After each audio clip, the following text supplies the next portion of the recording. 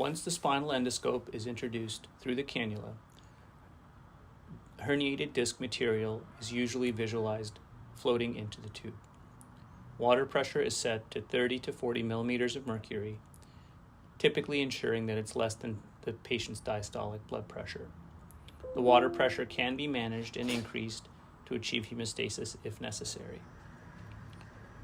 Once the initial disc fragments are debrided, the endoscope is turned to reveal the junction of the superior articular process and the pedicle, and this is followed down to the posterior aspect of the disc space.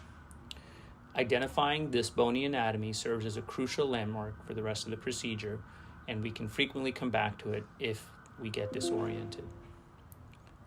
On the left side of the screen, we're looking at the L5 pedicle, and superiorly, we're looking at the undersurface of the L5 superior articular process.